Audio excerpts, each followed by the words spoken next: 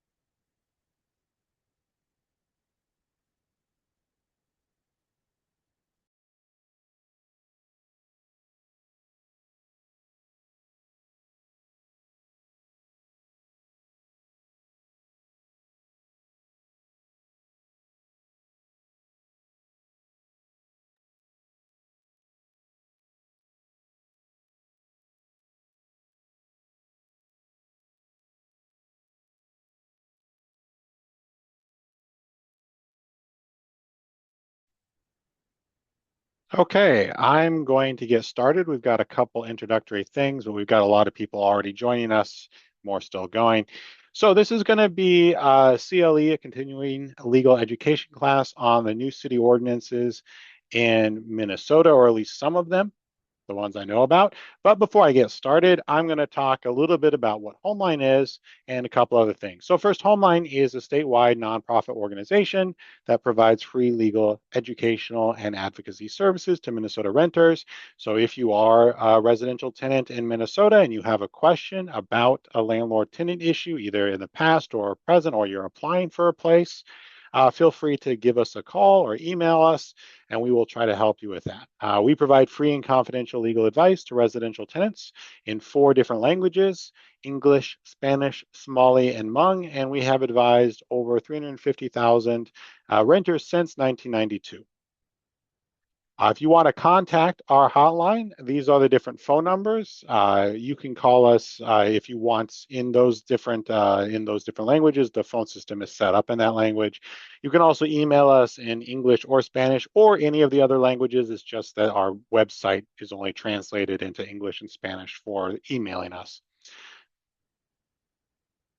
And then a couple housekeeping issues.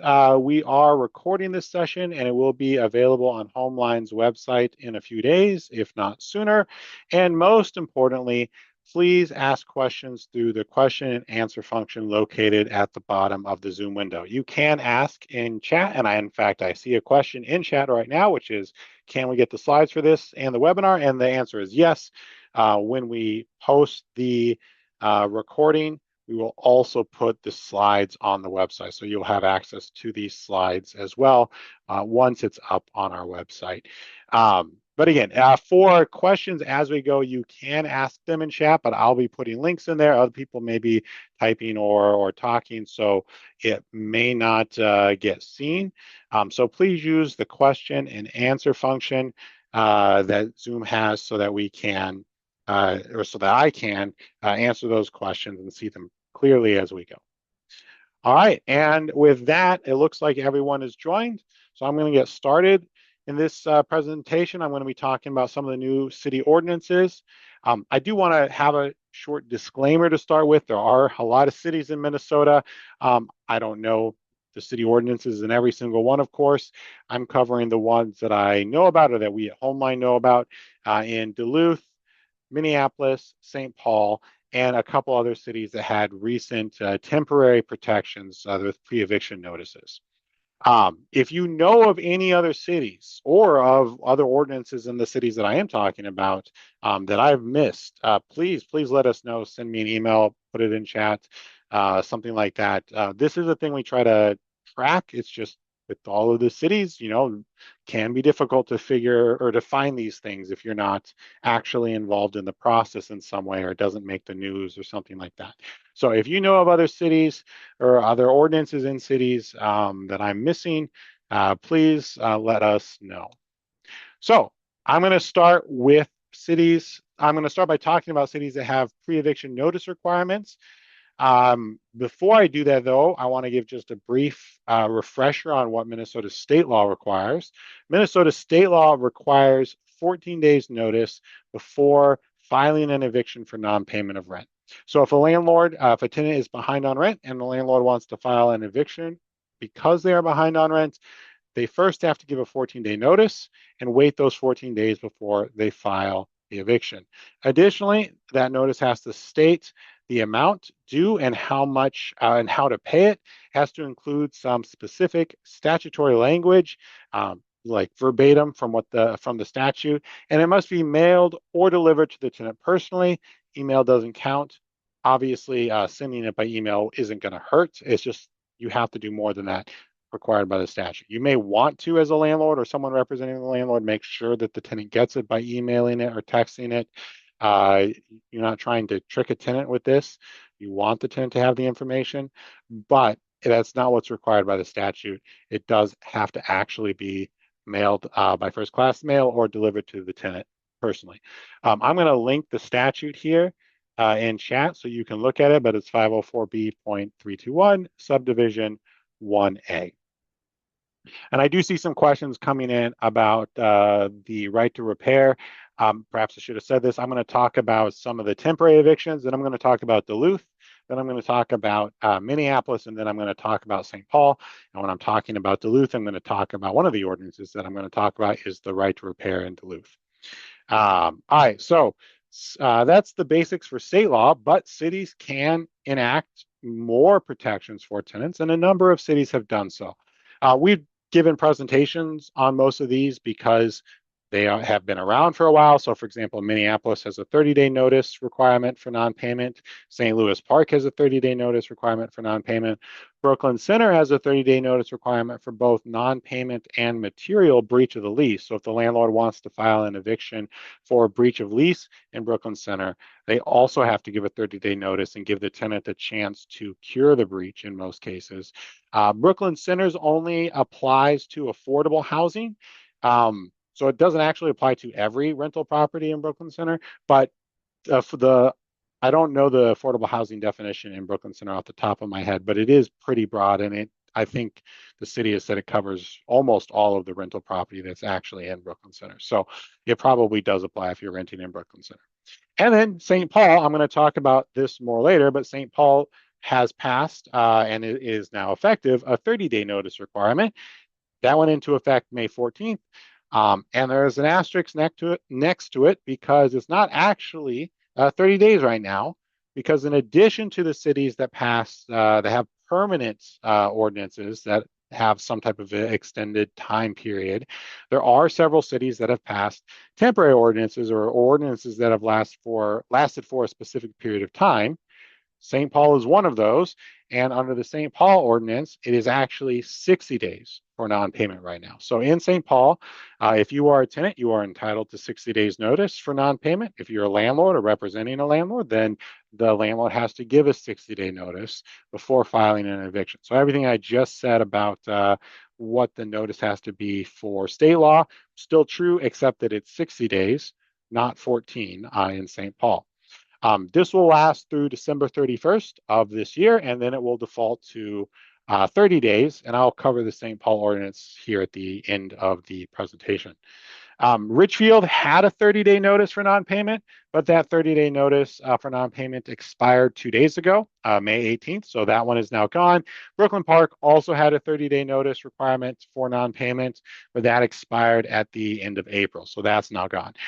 The only city that has one of these temporary ordinances that we're aware of at Homeline is St. Paul. Again, we do try to track this, but possibly we've missed something. So if you know of any other cities that have these temporary ordinances or have an extended deadline, please feel free to, again, contact me, put it in chat, email us, and let us know. So actually, I see something that says St. Cloud has one. I will have to look into that. That would be good. I have not heard of that, but I will look into St. Cloud. And if you are in St. Cloud, maybe check with your city and see if there is a requirement, because perhaps there is. So thank you. So that's it for notices to vacate, or sorry, pre-eviction notices. I'm going to now move into talking about Duluth. But if you have more questions about those, feel free to ask. And in fact, I do see one. Where are the 30-day ordinances that expired found to not decrease evictions? Um, that's a difficult question to answer for a lot of reasons. Uh, I don't know if anyone has looked at the temporary ordinances, so the ordinances that went into place this year due to ICE's occupation and increased attempt to deport people. But people did look at the permanent ordinances. So Brooklyn Center, they did a study in Brooklyn Center. They found some, it sounds like, or it looked like some decrease, but it is a very difficult thing to study. And it's very difficult for a couple different reasons. I mean, number one, there is no way to really compare, like you can't split a city apart and do 50% of the city one way and 50% of the other way. So you have to look and compare different cities, and they may not be the same. And then just the landscape of evictions are changing all the time. The reasons people file evictions, the underlying causes, economic, et cetera, change. So it becomes very, very difficult to study. But when they looked at it in Brooklyn Center and when they've looked at this in a couple other states that have done this, they have found a decrease in evictions. Um, that was a great question. So starting with now Duluth, I'm going to be talking about some of the ordinances that were passed in Duluth. Probably worth noting here that most landlord-tenant law is state statute. Chapter 504B contains probably 90% of the landlord-tenant law in Minnesota. There's also case law and some other statutes in different places that cover landlord-tenant law in Minnesota. So most of the landlord-tenant law is done by the state. However, cities can pass additional ordinances, additional protections for tenants, and they often do. And Duluth has passed several significant ones recently. So, starting with notice of posting for safe and dignified rental housing, this one is pretty straightforward. The landlord essentially has to notify the tenant of their rights under landlord tenant law. This includes telling the tenant about Chapter 504B, the chapter I just mentioned that contains the vast majority of landlord tenant law in Minnesota. They have to let the tenant know about, I'm actually going to pull it up here so I get it right, the City of Duluth Line Safety Division, which is the office where a tenant can report unsafe housing conditions to, and the Tenant and Landlord Support One Roof TLC, which is free education and assistance for resolving rental disputes. So they have to give this information to the tenant in writing, either attached to the lease or actually made part of the lease. And if the building is a multifamily rental property of 5 or more units, the landlord has to post a printed notice of the outline or a printed notice of the tenant's rights where a tenant can find it. The city has published a notice for the landlord to use, which I am going to post into chat here. In case you're curious as to what this notice is supposed to look like. The statute doesn't necessarily require the landlords to use this verbatim, but it is supposed to be substantially similar. And just in general, I don't really know why a landlord would change this. The city has provided it and said that this will work. It seems like this would be the one to use. So I linked that there. If you're a landlord in Duluth, this is important to know. If you're a tenant in Duluth or representing tenants in Duluth, there's also some good information here about resources available for the tenants in Duluth, which is why the city wants landlords to give this information to tenants. The effective date here was January 1st, 2026. Section 29A, Article 5 of the Duluth City Ordinances, which you can look up as well. And again, pretty straightforward. If the landlord simply has to give this notice to tenants, or if it's a property of 5 or more units, post this notice as well, in addition to giving it to tenants. Let me stop for a moment just to see if any questions have come in. All right. Moving on to the tenant's right to repair. This is one of the big ones. Before I talk about what Duluth has done, I do want to take a step back and talk about what state law is, just to sort of give us the background and understanding of how the Duluth City Ordinance adds to existing law. So under state law, a landlord is obligated to make pretty much all repairs unless the tenant causes the problem. So if there's a code violation, if the place isn't fit for the use intended, if it's too cold in winter, if there are habitability concerns, this is virtually always the landlord's responsibility. There are some outliers here and there, but in general, it's the landlord's responsibility. However, the process that the tenant will generally go through is they will, number one, ask the landlord for repairs in writing or get a city inspector out there to cite the landlord. Then wait 14 days from the written notice or wait until the city inspector's order or deadline expires, and then file a rent escrow. This rent escrow is a court case where the tenant goes in front of a judge, asks the judge to order the landlord to fix the problem. They can also ask the judge for rent abatement, refund of rent for having to live with the problem. They can ask the judge to terminate their lease. They can even ask the judge to allow them, the tenant, to repair the problem themselves and deduct the cost of the repair from rent. This is pretty unusual, but they can ask for it, and a judge could grant it. However, this is how a tenant normally, under state law, would get the right to repair and deduct. A tenant doesn't generally, again, under state law, have the right to make a repair and then deduct it from rent. If they want to do that, they have to go through this rent escrow process, or there's also a process called the Emergency Tenant Remedies Action, or ETRA. For emergency issues, there's another court case called the TRA, or Tenant Remedies Action, which can be used as well. And there are different nuances to each of these cases, but they all basically get you the same thing. They get you in front of a judge as a tenant or representing a tenant, or in the case of the TRA, it can even be the city or neighborhood organization. Gets you in front of a judge, allows you to put the issue in front of a judge, ask them for repairs, money back, etc. What Duluth has done is said that in addition to this, because they're not taking away any rights under state law, but they're adding rights on top of that, Duluth has said that tenants have the right to repair and deduct for certain issues. So instead of having to go through the process of filing a rent escrow or one of the other cases, get in front of a judge and ask the judge for permission to repair and deduct, tenants just have a right to repair and deduct for some issues. In order to assert this right, the tenants first have to send a written notice to the address where the tenant sends rent. This is sort of assuming that the tenant pays rent in a physical form. I'm actually not sure what the tenant is supposed to do if they are, paying online. I would assume you just send a written notice to the landlord's address, physical address in some form. And they're also supposed to call, text, or email or use a portal. So they're supposed to do two things. There's built into the statute two forms of notice: written physical notice and some other notice. So that could be a call, a text, an email, to do both. If I were advising a tenant to this, I would advise them to do basically all forms, at least two, maybe even three. Like, they really want to get this information to the landlord.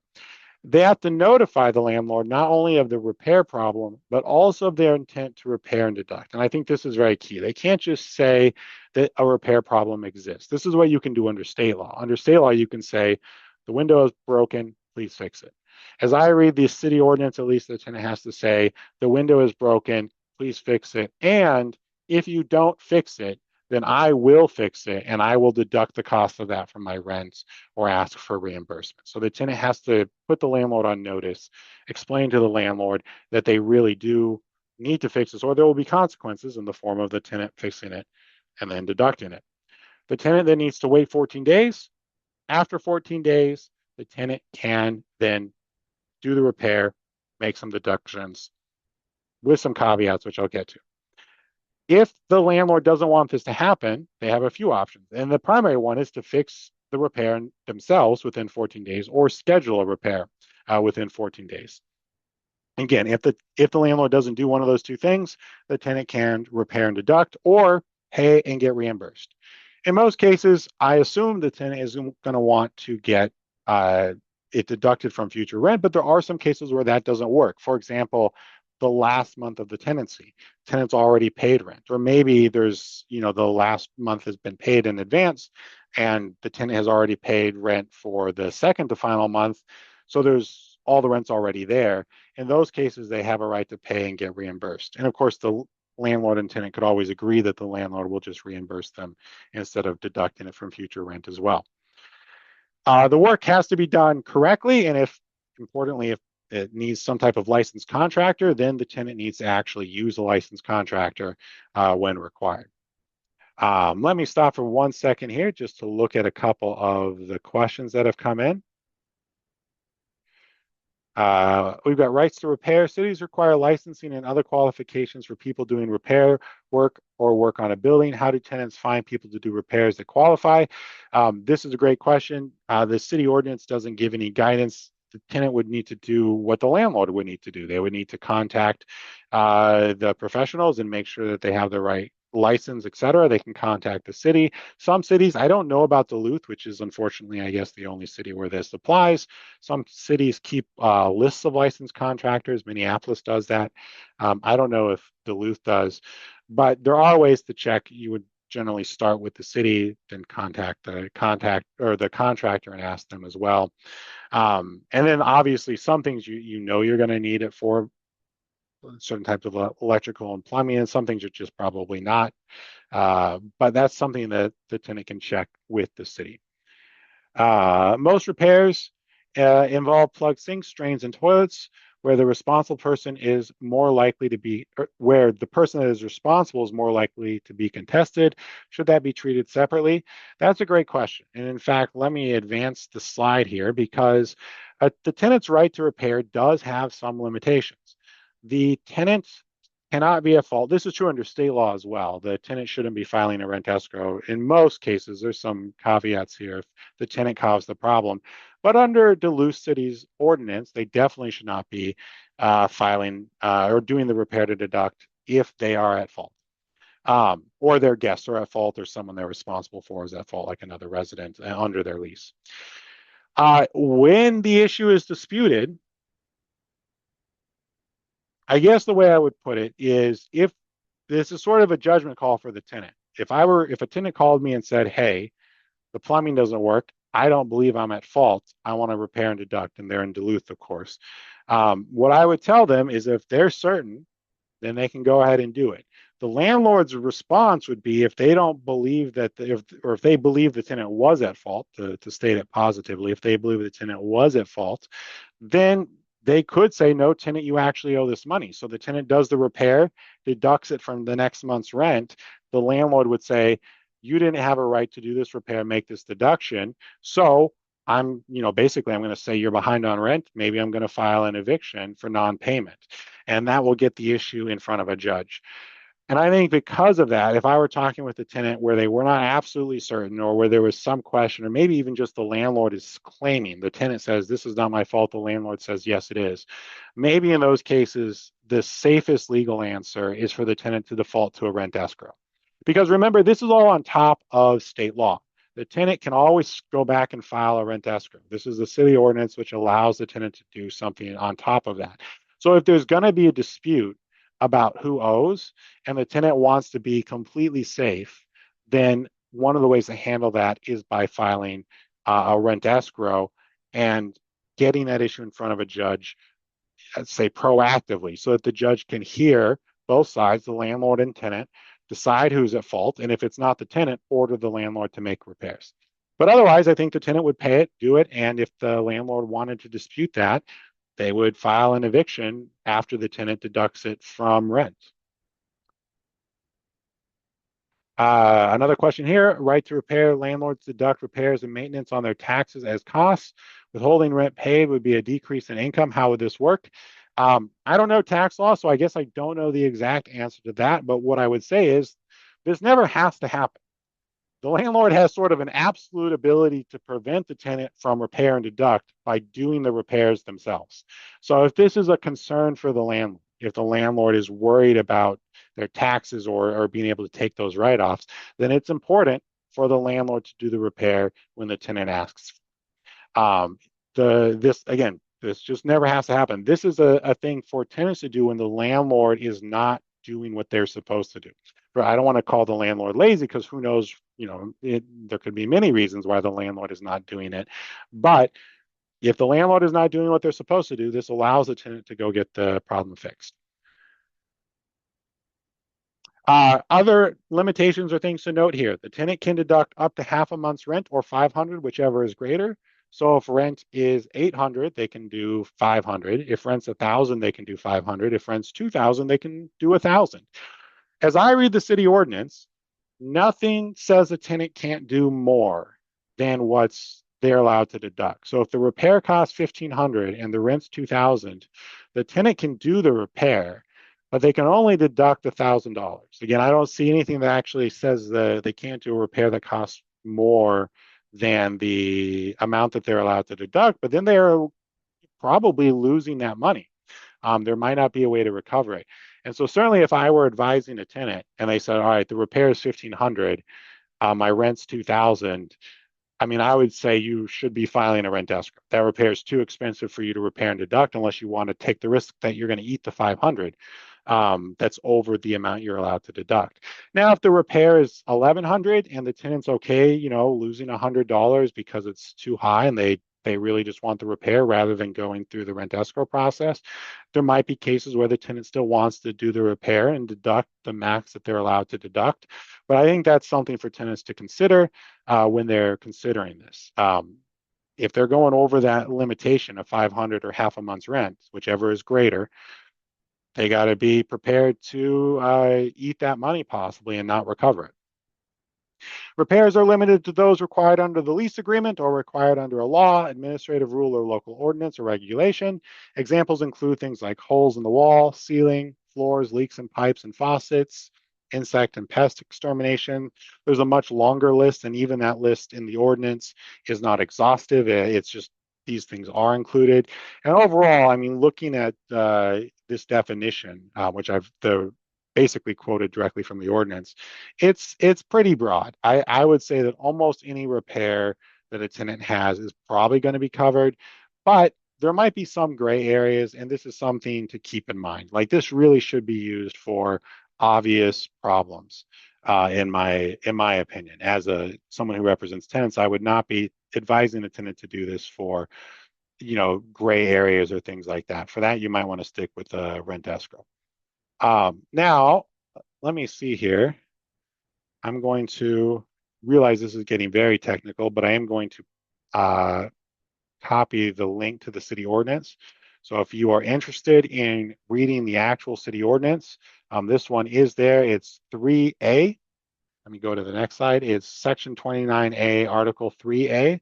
So you can scroll down and read it. You can see the full list that the city puts in there if you're interested. And again, that list is not exhaustive. It could be beyond that. One other thing to note is that the landlords can dispute the necessity of the repair. So the tenant could say, this thing is broken, I want you to fix it. And the landlord could say, no, it's not broken. There's no need to fix this. But if the landlord is going to do that, they need to get a city inspector out to inspect the property within 30 days, see if there's a code violation or some other problem. So if they're going to say, no, this isn't a problem, they need to have someone to come out and inspect. The city can enforce this ordinance. They can do things like fine the landlord, revoke their rental license, etc. But tenants also have a private right of action. Tenants can sue the landlord for not doing this. Most of the things a tenant can sue for are duplicative of things that can already sue for under state law, but there is a $500 fine that they can ask for on top of this, or on top of what's already allowed by state law. The effective date for this is January 1st of this year, so it's already in effect. And again, I do just want to stress, this is only in Duluth. No other city has this. If you're not in Duluth, I don't want to say you're stuck with state law, because state law is pretty good on this issue, but you don't have this additional right. However, this additional right was passed through tenant organizing, through a bunch of tenants wanting to do this, proposing this, doing a lot of door knocking, a lot of other organizing around this issue, getting on the ballot, getting people to vote for it.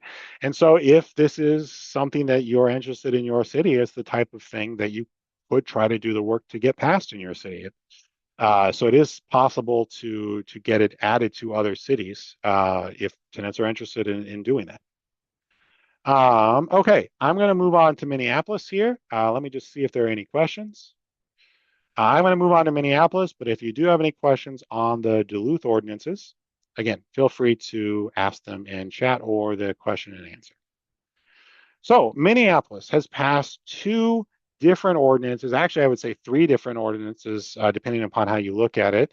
And the first one is they've banned rent setting algorithms. Now, this one is a bit unusual and requires maybe some background. A rent setting algorithm, like I don't know if they even existed 10 years ago. And didn't start hearing about them to the last couple of years. But basically, it uses non-public competitor data to price fix. So the way it works is companies, RealPage is the primary one that I'm aware of. They have a bunch of different landlords as clients, so they get all of their clients, the landlord's rent data. And then they don't share that data, but they essentially use that data internally to have an algorithm suggest rents to the landlord, which is essentially collusion, price fixing, that type of thing. And there's been a number of federal lawsuits that have happened or are in progress. The Minnesota State Attorney General joined in on one of them. Some of them have settled. There was a big settlement, I think, in November, December of last year. There was another one a couple months ago. They've been suing landlords, I think RealPage as well. So there's been a bunch of federal lawsuits and different lawsuits like that over the anti-competition, like price fixing side of it. But as a result, a number of cities and states across the US have started to just say, you're not allowed to do this. And I think the idea behind this is that rather than having to do one of these more complicated cases where you're arguing things like antitrust, that type of thing, you can just point to a city ordinance or state statute and say, hey, this is not allowed.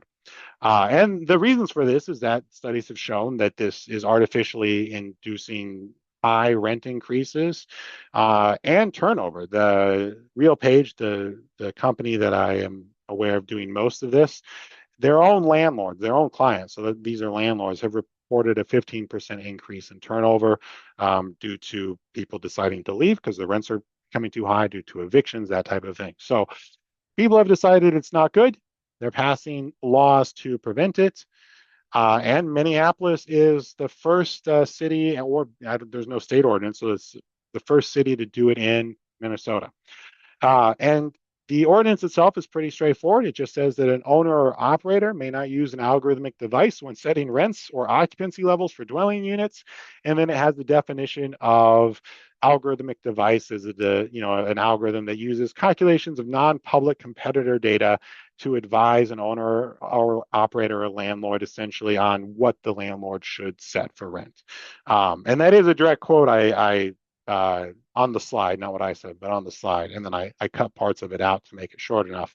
But if you're interested, you can go look up the city ordinances and the definition to see, what's required. But again, it's that idea of some company getting a bunch of data from landlords and then using that data to essentially collude, price fix, set the rent higher than it would otherwise be. A question here, how would a renter know if their landlord is using an algorithmic system like this? Frankly, it is difficult. There have been different ways that tenants have been able to figure this out. Sometimes you can actually even go, like I've heard stories of tenants where they go look at their, the rent increase notice and it's online through a portal and it's literally changing day by day. Like every day they go and they check, it's a different amount because that number is like fill in the blank from the computer algorithm that the landlord is using. And so you've seen that. Sometimes the landlords admit it. Sometimes it's just known. They've used it in the past or something like that. Sometimes you see huge rent increases that seem surprising for the area. So there are ways to figure it out, but frankly, it is difficult and it does take work. And this is one of the big problems of how do you find out about it. This statute is very new. It was passed last year, but the effective date was March 1st of this year. So it's been around for 2.5 months, almost 3 months at this point. And so, I think people are still figuring out how you find out that the landlord is doing this, and then once you find out, what the next steps are.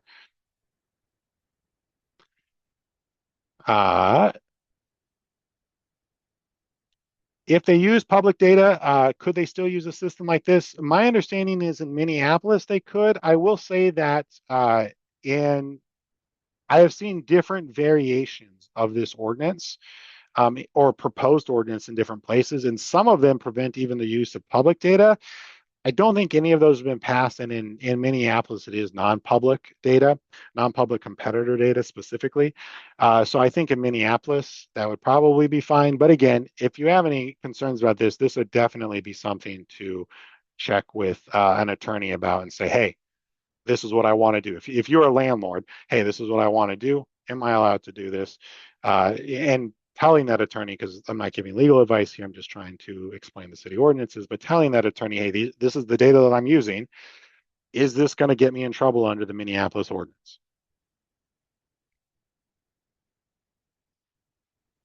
The next ordinance, city ordinance that Minneapolis has passed is protections based on immigration and citizenship status.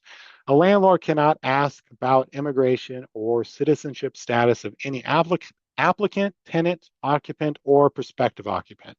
Basically, landlords aren't allowed to ask about whether or not a person is an immigrant or a citizen. Anything like that, they shouldn't be asking. They cannot require a tenant to disclose that information. Sort of anything around that, a landlord just shouldn't be considering or taking into account. A landlord also cannot deny a rental application solely for using an ITIN. So they can't try to use that as a proxy, or it doesn't even say as a proxy in the city ordinance. They just can't do it. So if a tenant uses a social security number or an ITIN in Minneapolis, landlord just can't do it. Now, there are exceptions. The primary exceptions are for complying with court orders and federal subsidies. Federal subsidies, particularly, most of them, in fact, I think all of them that I'm aware of, require some type of citizenship or immigration status verification. So if the landlord is, public housing, rural, well, I don't think there's any rural housing in Minneapolis, but public housing, project-based Section 8, there's some requirements. Section 8 vouchers, or the HRA, the people who administer the voucher program, are going to be checking this as well. So there are still landlords or organizations that can check this in certain instances, but there does have to be a specific reason, generally a federal or state law, court order, something like that, that requires them to do so. They should not be doing it in absent of that. The effective date for this, I believe, is May 2nd. Someone can correct me there if I'm wrong. This is in Minneapolis City Code 244.2030. And in that same bill, I forgot to update this one because this should definitely be May 2nd as well, not March 1st.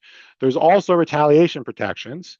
Landlords can't retaliate against the tenant for reporting a code violation, seeking the assistance of community organizations, including media or news, making a repair request, joining or attempting to join a tenant association or similar organization. Now, one of the interesting things about this addition, which again would be effective May 2nd, is that it's almost verbatim, almost word for word, what's already in Minnesota state law 504B.212, which this is a new law, so I'm actually going to put this into the chat as well. But landlords are not allowed to retaliate against tenants for a variety of different reasons. There's a number of different state statutes that cover different aspects of retaliation.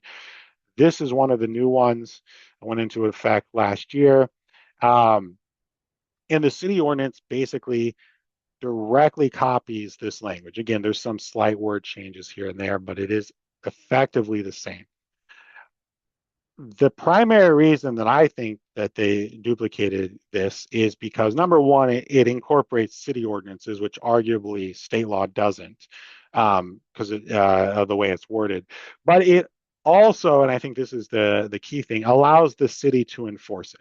So under the state law, the tenant has a right of action. If the landlord is retaliating against the tenant for any of the things listed in the statute, the tenant can sue the landlord.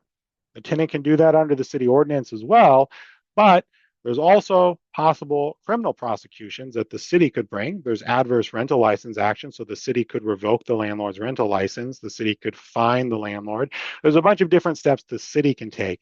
So if the landlord is retaliating against the tenant and the city wants to step in, they can do so. And again, my apologies. This should definitely say May 2nd, not March 1st, is my understanding, unless I've got that wrong. Maybe I do have that wrong. I'll double check and I'll make sure that the slides are correct when they're posted to the website. All right. So that's Minneapolis. We've got the ban on rent setting algorithms, the protections based on immigration and citizenship status, and the retaliation protections. And with that, I'm going to move into St. Paul.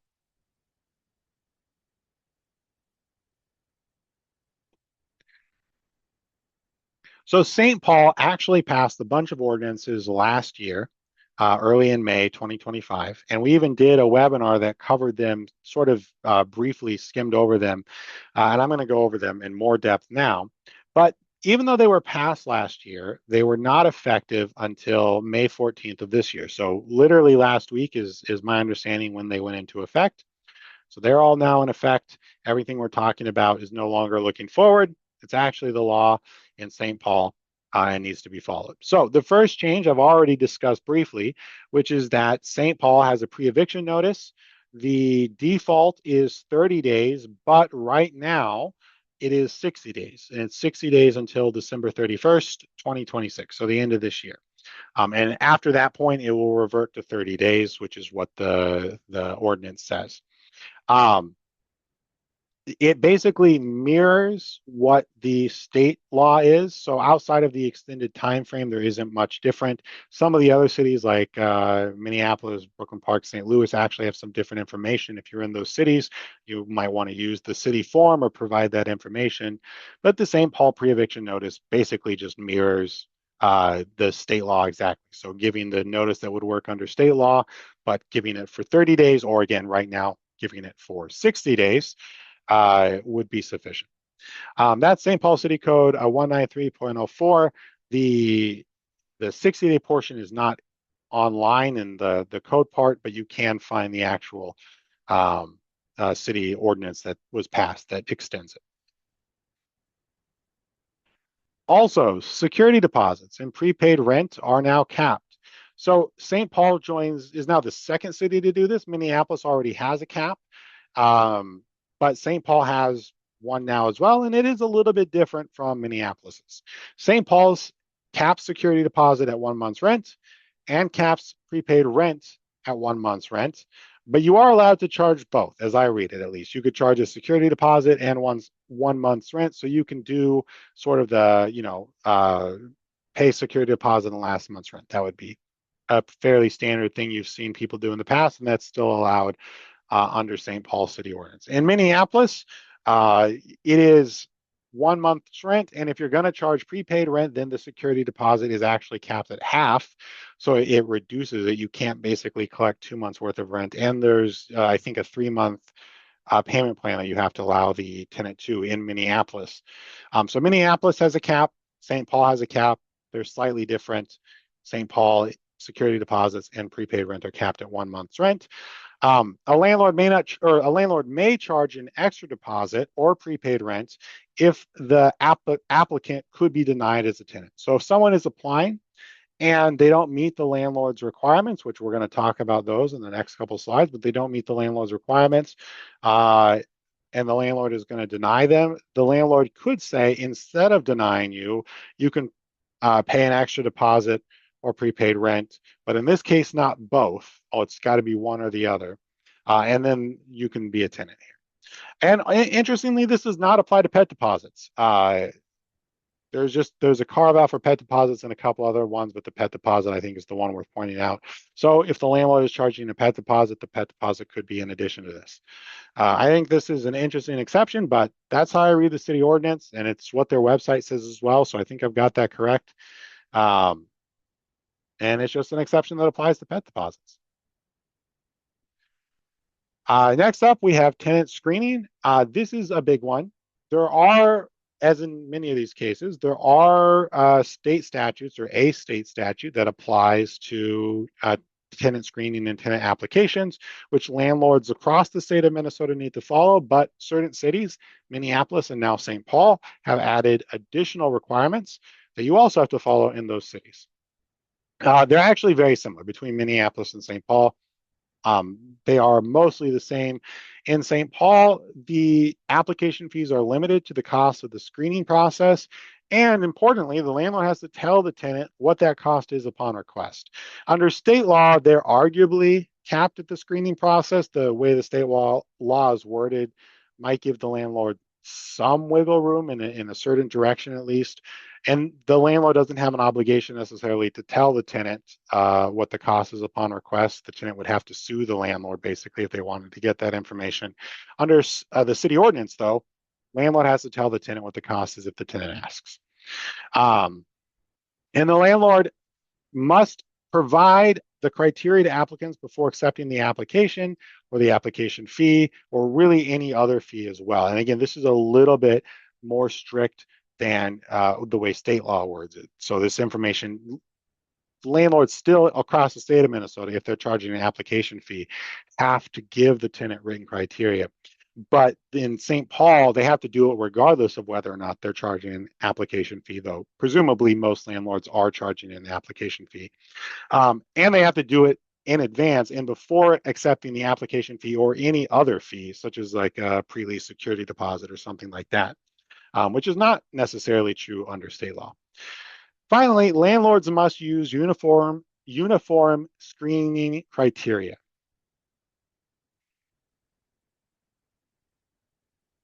Basically, the city ordinance sets out a list of things that the landlord cannot deny a tenant for. And the way the ordinance is worded is actually a bit confusing because the ordinance says everything of you cannot deny a tenant for this, you cannot deny a tenant for this. So you have to sort of work in reverse to get what you are allowed to deny a tenant for. But the city helpfully has a list of those things as well.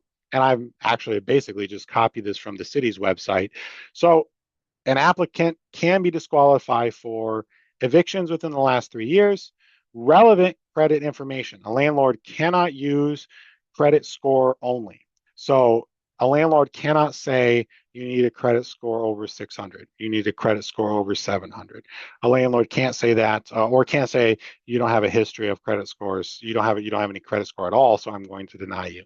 But they can use relevant credit information. So if the tenant has a debt on their credit score, whatever it is that's causing the tenant's credit score to be low, a landlord can use that information. It does need to be in their criteria, though. Misdemeanors or gross misdemeanors sentences in the last 3 years, felony sentences in the last 7 years, convicted of violating the Federal Controlled Substance Act, and it is convicted, and then convicted of offenses that disqualify the applicant from federally assisted housing, or required to register for a lifetime registration to a state sex offender program. So they're on some type of sex offender list. These are reasons that a landlord can deny an applicant. And again, cannot deny based solely on credit. Alternatively, landlords can use an individual assessment. So this is what the city says you've got to use. And if you don't want to use those standards, you can have stricter standards. You can have stricter criteria, but only if you take people on a case-by-case basis, on an individual basis, on individual assessment. So it's a significantly more involved process. Landlords are required under the city ordinance to accept and consider all supplemental evidence that the person provides. So for example, if they want to have a stricter requirement with regards to criminal background and the tenant wants to provide additional information, the tenant is allowed to do so. The landlord is required to take that information and consider it. And they have to do additional things like consider the nature and severity of whatever the incident is. And the ordinance does say incident because it doesn't have to be a criminal incident. I think that's what a lot of people think, but it doesn't have to be that. But the nature and severity of the incidents, the number and type of incidents, the time that has elapsed since that incident, and the age of the individual at the time the incident occurred. So the landlord has to consider all of these things. So they can use the uniform screening guidelines, just have a list, say these are the things that we'll reject you for. If they want something beyond that, they've got to do a bunch of additional work. And they've got to look at everyone individually. They've got to go through an analysis on a case-by-case basis. They have to consider all of these additional elements. And if the landlord wants to deny someone, if they use the uniform screening criteria, they must notify the applicant in writing within 14 days and identify the criteria that the applicant failed to meet. For criminal history, even with the uniform screening criteria, for criminal history, the landlord must consider supplemental evidence. So if they're going to deny someone, the tenant still gets to to introduce or give the landlord additional evidence that the landlord needs to consider. And if the landlord is using the individualized assessment, so instead of using the standard uniform criteria, they're doing a case-by-case analysis. They have to not only give the basis for denial, but they have to list all the supplemental evidence that the landlord actually used, which again, should be all of it because they're required to look at everything the tenant provides and explain to the tenant why that isn't sufficient. So they have to go through that process, look at everything, explain to the tenant why that information isn't sufficient. And actually, because I went over, I used the sort of the positive phrasing of everything, I am going to try to link the actual statute here. I believe this should be it. If you want to look at the city ordinance and see the actual list of what a landlord is not allowed to deny a tenant for, there you go. All right, then the St. Paul has also passed two other protections, but unlike the protections I've been talking about, so all of these, the pre-eviction notice, the security deposit, prepaid rent, tenant screening changes, all of those apply to all housing in St. Paul, all rental housing in St. Paul. But St. Paul passed two additional protections that apply only to affordable housing. And affordable housing has a definition. What's important to understand is that the definition is defined by the city. So I mentioned that Brooklyn Center also has protections that only apply to affordable housing. Brooklyn Center's definition of affordable housing and St. Paul's definition of affordable housing are not the same definition. They're very similar, but they're not the same. And you do have to look at each city's ordinance. So, and again, this is not like defined by state or federal law. This is just the definition. The city has said, hey, this is when these protections apply. So you have to look at that specific city, see what the definition of affordable housing is in that city, and then follow that definition. And in St. Paul, the definition of affordable housing or an affordable housing building is a residential building where at least 20% of the units are affordable housing units. And then an affordable housing unit means a rental unit in an affordable housing building, which is a little bit circular, but basically it's a unit that is renting for an amount that is no more than 1/3, 60% or below area median income. So the landlord has to look at the area median income, figure out what 60% of that is. Then if rent is 1/3 of that or below 1/3 of that, it's an affordable housing unit. And if at least 20 units in a building are affordable housing units, then it's going to be affordable housing or an affordable housing building, and the following statutes will apply. So again, no, like this is city defined. You've got to look at the rents, the median income in the city to figure it out. It's not like the city is handing out like plaques or labels or it's going to be listed on the rental license. I suppose maybe the city could do that, but I don't think they are. It's got to be determined sort of at runtime. You've got to look at the rent, look at the median income and figure it out. So the first protection that applies to affordable housing in St. Paul, again, only St. Paul and only affordable housing. So these are subcategories here. New landlords, if in the event of a sale, new landlords must provide a specific written notice to tenants as soon as possible. I say a specific written notice because the requirements for what that written notice must contain are part of the city's ordinance. So there's actual verbatim language that needs to be included. Too long to put on a slide, but if this applies, that landlord's attorney would need to look it up. If a tenant is getting this notice, you can look it up to see if the landlord complied. The landlord has to provide a specific written notice to tenants. And then for 3 calendar months after the notice, tenants sort of have for-cause protection, which means no terminations, non-renewals, rent increases, rescreenings, etc. And I say sort of because the landlord can actually still do those things. However, if they do any of them within that time period, they have to pay relocation assistance. So let's say, just as a hypothetical, the sale happens today. The landlord gives this notice today. The 3 calendar months then would go June, July, and August. If the landlord took any of those actions in June, July, or August, they would have to pay the tenant relocation assistance. And relocation assistance is equal to 3 months of rent, and they need to pay that within 30 days. So for example, the landlord terminates or non-renews a lease without cause. So St. Paul doesn't have just cause. Only Brooklyn Center has just cause. There's no just cause in the state, and just cause in Brooklyn Center only applies to affordable housing. But if a landlord sells the property and the new landlord takes over and it's affordable housing, there is in fact just cause. The landlord shouldn't be terminating the lease. If they do, they owe this relocation assistance. If they rescreen tenants or deny tenants, or the tenant says, you're rescreening me, I'm going to terminate, the tenant gets relocation assistance. And if they raise the rent or change the lease and the tenant decides to terminate, the tenant gets relocation assistance. And again, relocation assistance is equal to 3 months of rent paid within 30 days. And that is the final slide. So I'm going to post a little bit more information in the chat. But if people have questions about anything we talked about, now would be a great time to ask them.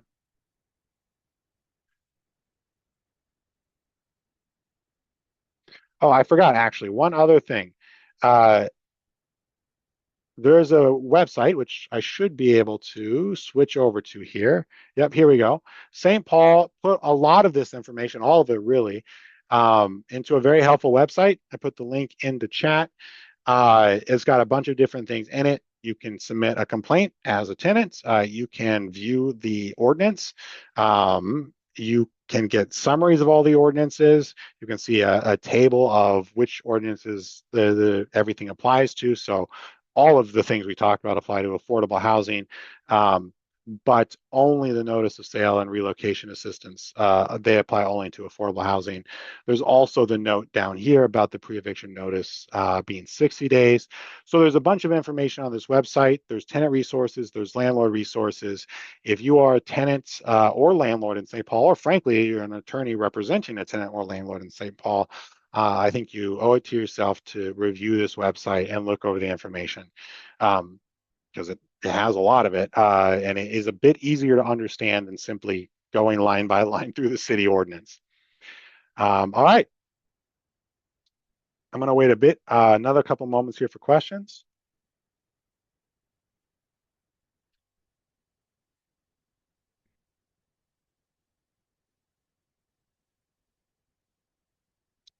All right, I don't see any questions, so I'm going to end the presentation here. It is 2:27.